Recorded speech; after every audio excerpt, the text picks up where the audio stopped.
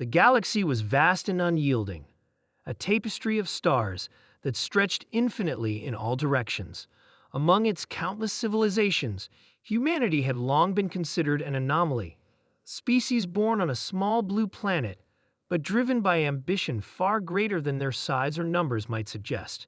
The aliens who observed Earth from afar often dismissed humans as fragile creatures, incapable of surviving the harsh realities of interstellar conflict. But they were wrong. On one side of the Milky Way, nestled within a dense asteroid field, floated Zorath Prime, home to the Zorathi Collective. The Zorathi were renowned for their mastery of bioengineering and their disciplined warrior caste. Their society thrived on conquest, absorbing weaker races into their empire through sheer force and superior technology. They prided themselves on being the apex predators of the cosmos, until reports began trickling in about strange activity on Earth. Scouts sent back footage showing human soldiers training with ferocity unmatched by any other species. In scorching deserts, freezing tundras, and humid jungles, these beings pushed themselves beyond what seemed physically possible. Some videos depicted warriors scaling cliffs barehanded, while others endured brutal hand-to-hand combat simulations until exhaustion claimed them. What struck the Zorathi most, however, wasn't just the physicality, it was the mental resilience. These humans trained not only their bodies but also their minds, preparing for scenarios so complex they baffled even seasoned strategists. The High Council of Zorath convened to discuss this growing threat. "They are preparing for war," said Vren, a senior tactician with scales shimmering under the dim council lights. His voice carried both awe and unease. "But why? We have even no reason for hostility." "They prepare because it is in their nature," replied Kayla, a scientist whose knowledge of alien biology rivaled her tactical expertise. Her eyes glowed faintly green as she analyzed data projections hovering above the chamber floor. Humans evolved in a hostile environment where survival required constant adaptation. War is ingrained in their psyche. Vren frowned. "Then we must act before they become too dangerous. A preemptive strike will neutralize the threat." Kayla hesitated. "Or provoke something we cannot contain."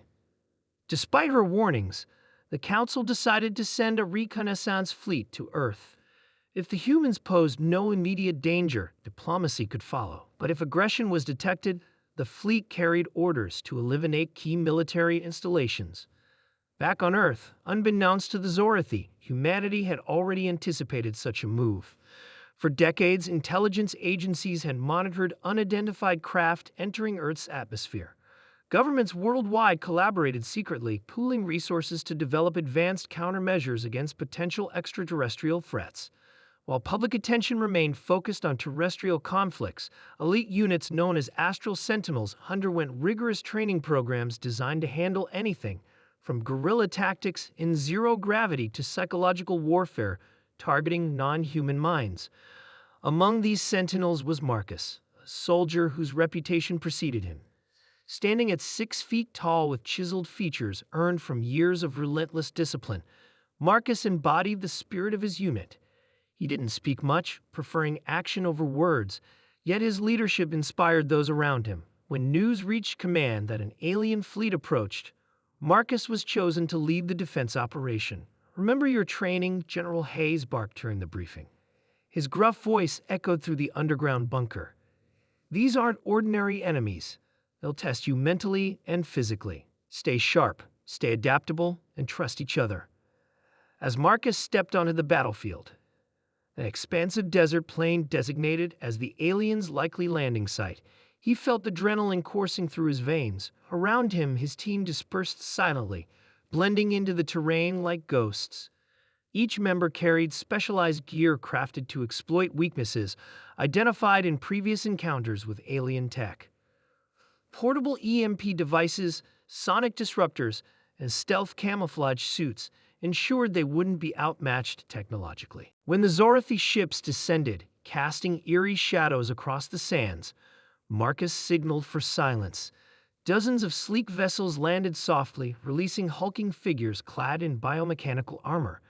The aliens moved with precision, scanning the area with glowing sensors embedded in their helmets.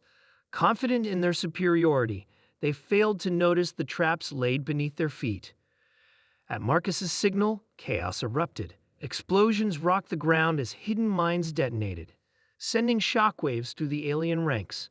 Simultaneously, sniper teams unleashed concentrated fire using modified plasma rifles, targeting exposed joints in the invaders' exoskeletons. The Zorathi retaliated swiftly, deploying energy shields and launching counterattacks with devastating particle cannons. Yet for every blow they dealt, the Sentinels adapted faster. Marcus led a daring charge into the heart of the enemy formation, wielding a prototype blade capable of cutting through their reinforced armor. Behind him, his squad executed coordinated maneuvers honed through countless drills. One soldier disabled a shield generator while another hacked into an alien communication array, sowing confusion among the Zorathi forces. Despite their technological edge, the invaders found themselves overwhelmed by the humans' sheer unpredictability.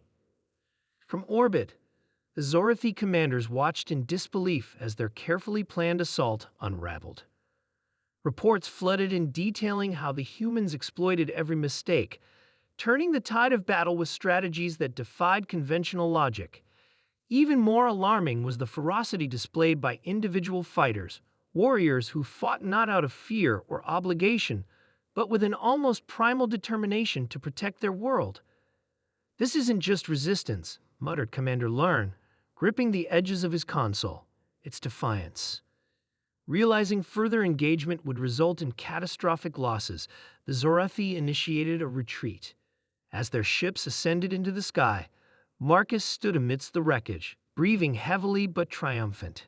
His team regrouped around him, battered but alive. Though victory tasted sweet, Marcus knew the skirmish was merely the beginning. Weeks later, envoys arrived at Earth's doorstep seeking peace. The Zorathi delegation, led by Kayla herself, requested an audience with human leaders.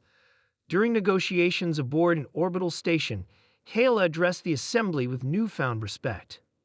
"We underestimated your kind," she admitted, her gaze steady. "Your adaptability, your courage, it surpasses anything we've encountered. Perhaps coexistence is preferable to conflict." General Hayes nodded solemnly. "We don't seek war, but neither will we shy away from defending our home. Let this serve as a lesson to us both." As agreements were drafted and alliances formed, Marcus returned to his unit, ready to face whatever challenges lay ahead. Humanity had proven itself worthy adversaries, earning respect from a once doubtful foe. And though the stars still held mysteries untold, one truth shone brightly. When united, humans could overcome anything, even the vast unknown.